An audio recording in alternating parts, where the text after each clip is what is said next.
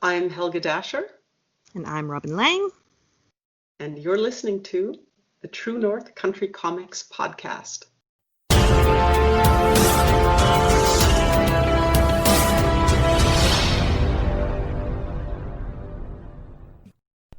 Welcome to the True North Country Comics podcast, dedicated to promote Canadian comic book creators and supporters.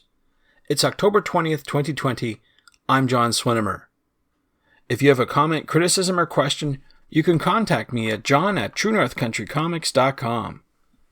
On this episode, I chat with Helge Dascher and Robin Lang about Lonely Boys. The podcast is available on Apple Podcasts and Google Podcasts. And don't forget to check out YouTube. Helge, for 25 years, has translated text with a dynamic relationship to images. A background in art history and literature has grounded her translation of over 60 graphic novels, many by artists who have broadened the medium's storytelling range. Her translations include acclaimed titles such as Julie Delport's This Woman's Work and Michael Rabliati's Paul books. She also translates exhibitions, digital stories, and films, most recently Theodore Oshev's The Physics of Sorrow. A Montrealer, she works from French and German to English. Robin is a part-time translator who has collaborated with Helge previously on the Almost Summer series, also by Sophie Bedard.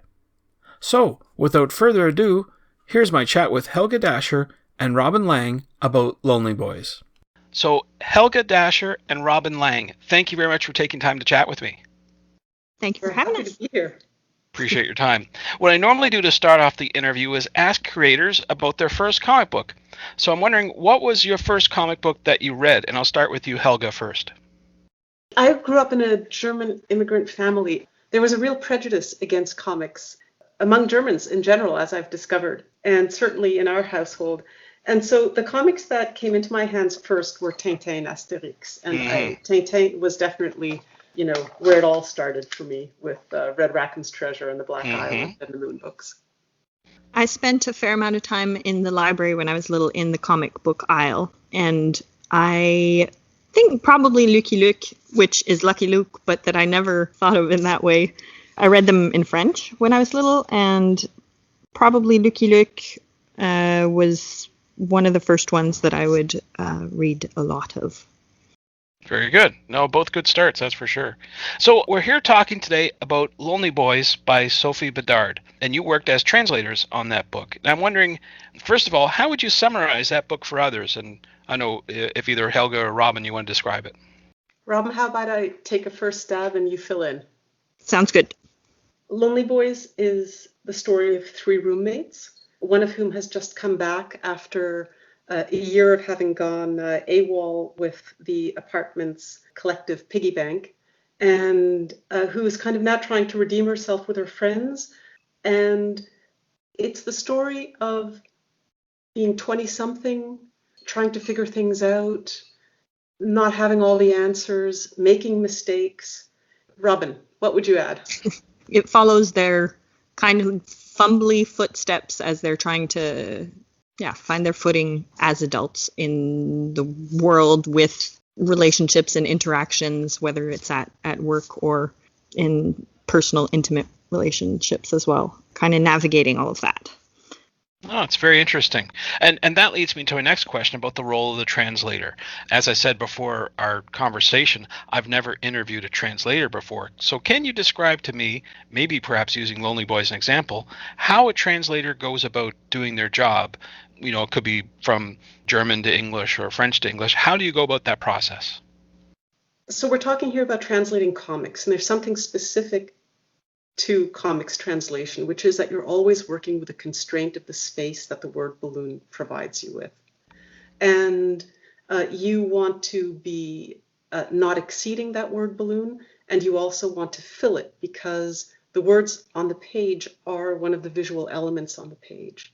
So your first constraint is that you're working within that word balloon, and you need the content of the word balloon to sync directly with the situation in the panel.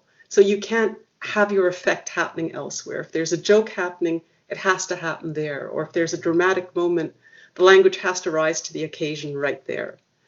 You also are less likely to be able to compensate for information you can't share through, for example, footnotes. So if the content of the word balloon assumes certain things that the reader will know because the book is in French and it's being read by French readers, you're going to have to find a way to compensate for it, again, without really exceeding the word balloon and without necessarily overflowing into footnotes or overflowing into an introduction or an epilogue or something like that. Those are tools you could use and you do use in certain circumstances, but in a book like this, you're probably going to want to avoid it. So that's one aspect of it. Robin, are there some things you want to add? I think it was, for me, when I first started doing the translation of the comic books, the balloon was like a revelation in that sometimes it takes a lot more words to say something in English or in French, and you're left with space or no space, and you have to sometimes chop things out that you're really sad to lose, but still convey the message. Like you'll sometimes lose concepts in a balloon, but you're trying to maintain that thread that goes throughout and have it still work as a cohesive whole.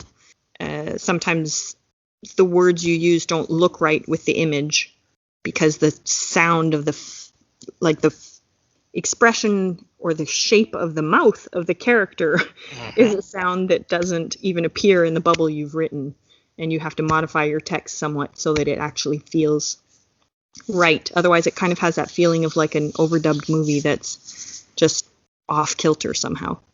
Were there any occasions, and you don't have to cite this one, but where you had to go back to the author and question why they said something, or was there a change made, like Helge, like you said before, where you have to fit something in a word balloon, where you have to go back to the creator and say, I'm sorry, but that won't work. Would this work instead? Does that happen? There was something major. Yeah. Yes. There was a big issue. Oh my. There was a big issue, which is that one of the characters works in an English-speaking office. So I'd say the main characters are three young Quebecois women living in Montreal.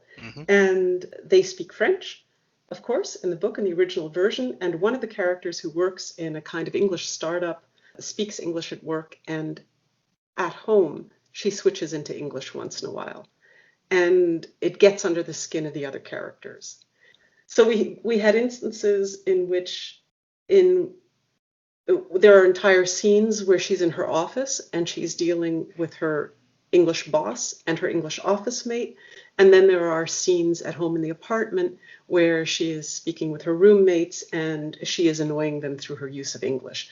And there are scenes in which they might answer back to her in English to be kind of especially snarky in return. And so we were looking at what to do with this. One of the things you could do in comics is you could just italicize all that text that's in the other language. Right. But it doesn't make for a very fun reading experience, and it doesn't necessarily capture the dynamics in the same way. Robin, I don't know, did you want to talk about what your first attempt was? I don't think we had italics as a possibility either. True. In font that was used. We would have had to put quotations around everything that was in English were we to maintain it in that form. I was really hopeful that I was going to get to keep a bunch of the Quebecois swear words and colloquialisms in the book by inverting, by basically having her work in a francophone workplace. And we talked about it with Sophie, and it didn't fly. Okay. So to talk about this version, we were briefly considering, because this is something that I've done in books. I mean, I kind of look at solutions that are possible in the cultural landscape of the characters. So it has happened, for example, in a similar instance in a Michel Rabelais book, that an English character became an Italian character, and Italian became the language that the originally French-speaking character is bumping up against. So we were looking at this possibility of maybe flipping this around, having these be three Anglo roommates living in Montreal and working in a French work environment, and how that might affect. But we could already tell that the chemistry of the story wasn't working that way. And when we discussed it with Sophie, it was not an option for her at all.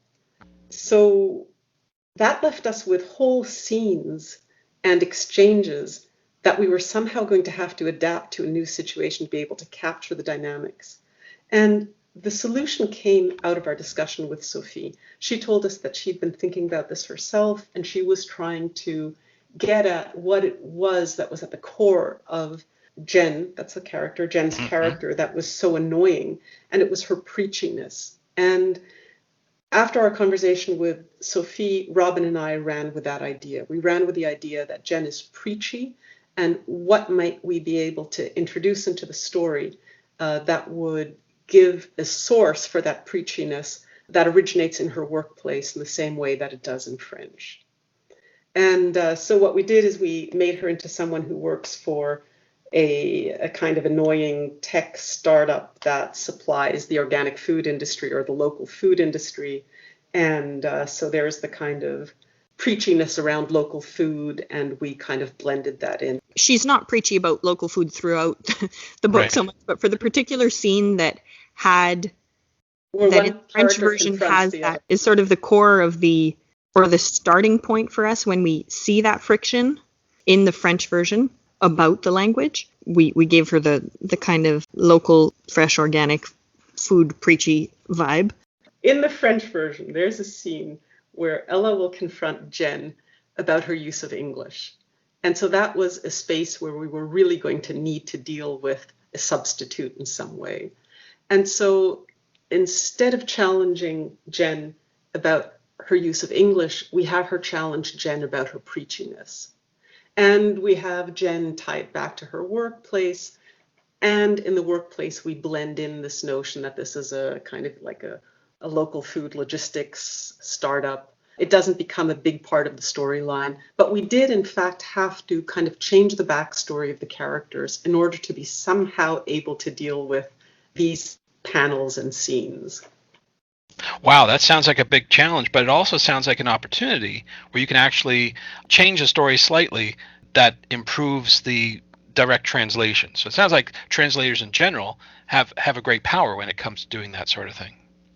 Or a great challenge. Oh, true. That's true. That's the other thing. I mean, I think it is much easier to exercise that power or exercise that freedom when you feel that you have the author's backing. Mm-hmm. And I think we're very, very lucky here in Quebec when we work with the artists directly and can have some input on what those solutions might look like. You have the confidence to move forward without feeling like it's their project, it's their work, it's a piece of them that they've put out into the world. And if you don't have that ability to reach out to them and get an opinion that then allows you to feel confident in the decisions you're making, you feel really, I don't know, I would feel very, very anxious about messing it up somehow. And like that would be the worst. It's always really nice and relieving when you've sent in the final or the first full draft that the authors read it and you get an email saying, oh, I loved it, it's so great. It's like very, very relieving because you have I don't know about you, Helge, but I have a certain amount of stress when we send it out that like, I hope they like it. It would make me really sad if they don't. Well, it reads well. I say you've done a great job. That's for sure. I would never have known that if you hadn't told me. I would have just glossed right over it. Which is good. It means we did it properly. You did it. That's good. So maybe we could step back a bit and maybe talk a bit about how you got your start in this business, specifically translating comic books. And maybe, Helge, you could talk a little about how you got started first. I was always torn between art and literature. And when I was in university, I was studying art history, languages, and literature, and did not know what direction I'd be going in with that.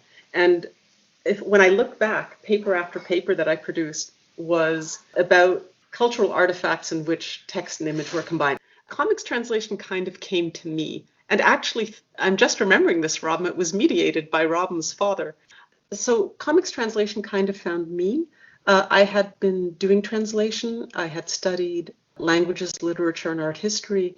And at some point, like early on in the life of Drawn and Quarterly, Chris Oliveros, through Robin's father, Mark Lang, approached me and asked if I'd be interested in doing some translation for Drawn and Quarterly. So I translated a first comic by Baru and was full of questions about translation. I ended up doing a degree in translation.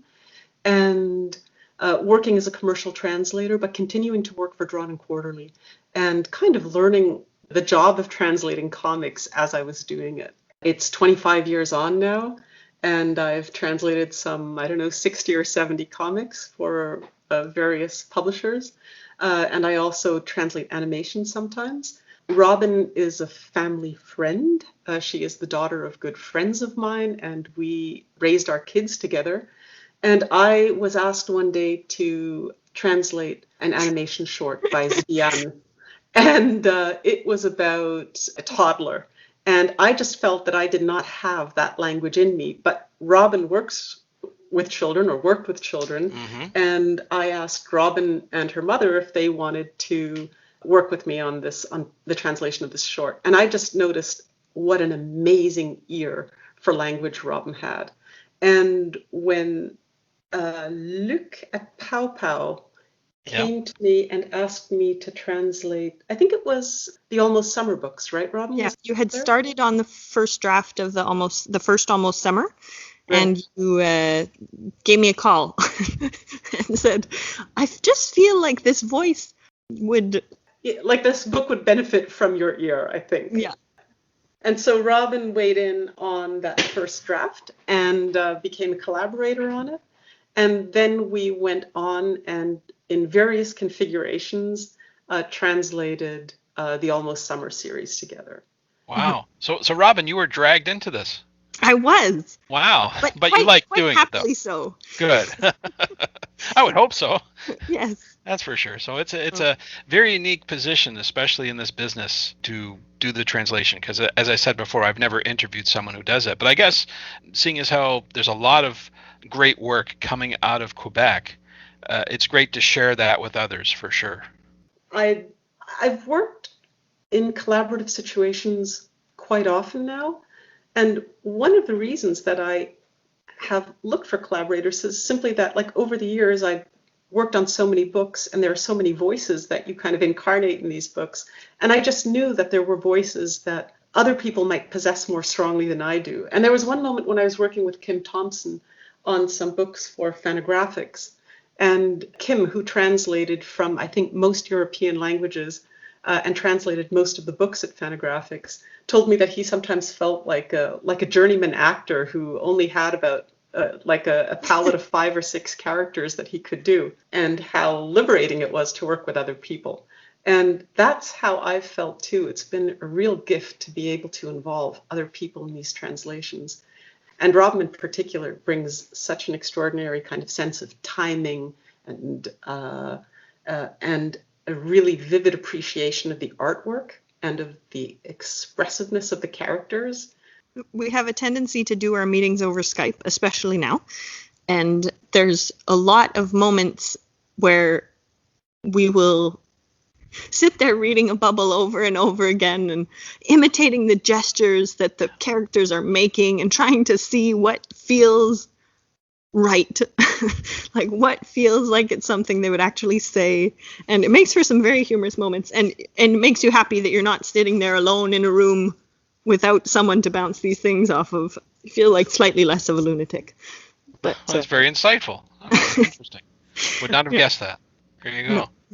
No, occasionally characters have accents too when you're writing things out. Not so much in these books, but we co-translated the Pineapples of Wrath by Caton as well last year or the year before, and a couple characters in there one of them had a Scottish accent in my mind, and oh my, it makes for fun reading. I bet.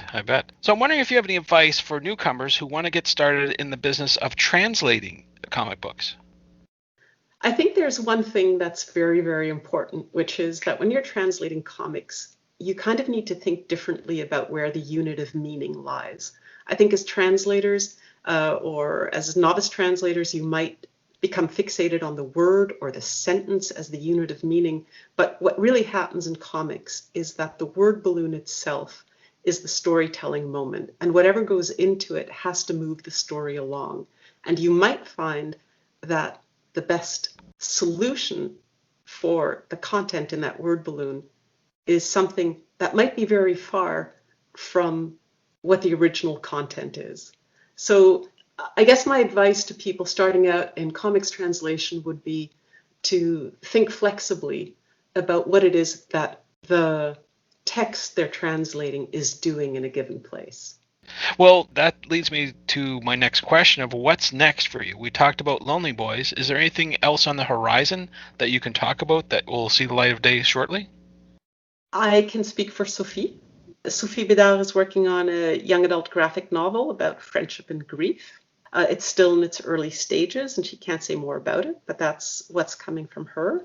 I have 2 books coming out with Drawn and Quarterly. There's OK Universe, which is a kind of fictional autobiography by the mayor of Montreal, Valérie Plante, which she wrote with Delphine Côté-Lacroix.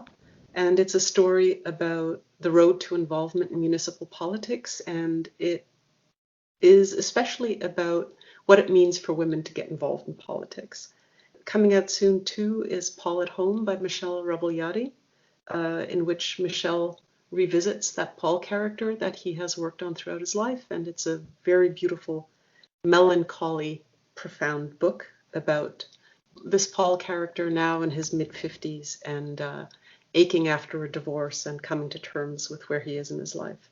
And I'm working on a Guy Delisle book that will be coming out next spring. And we spoke with Luc at Pow Pow, and he has a wordless comic coming out soon. It's called Casa Rodeo by Tom. Oh, so you can't be involved in that one. Sorry. No. Yeah. And how about you, Robin? What's next for you? I don't have any. I've got many other projects going on in my life aside from the translating, and generally it's easier for me to do the translating in the wintertime. But I just sort of hang out and see. I haven't translated anything for anyone other than Pow Pow, and I don't so much go out and actively seek them as Helge gives me a call and says, "Hey, this I think would work nicely for you." Sounds good. Well, you did a great job on this book, so I'm sure there'll be many more down the road. They're fun to do. I enjoy it. I'd like to say that Robin is the lead voice in this book. I think most of what you're reading in this book comes from Robin's very fine sense of these finely observed characters. Lonely Boys is a book that depicts scenes and interactions in between the characters in a really honest way. It's, to me, centered more around these portrayals of really important situations and interactions, be they large or small, between the characters, rather than typical storyline. I feel like Sophie is really good at getting across honest little nuggets of feelings and thoughts that go through the heads of many women at one point or another in their life.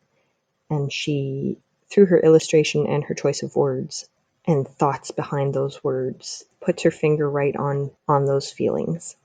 Helge and I really love this book. You spend a lot of time with a book and you get to know it really well, the characters really well, and what they've gone through really well. And it's a book that's worth reading, worth spending time with, and coming back to. Thanks to Helge and Robin for the chat.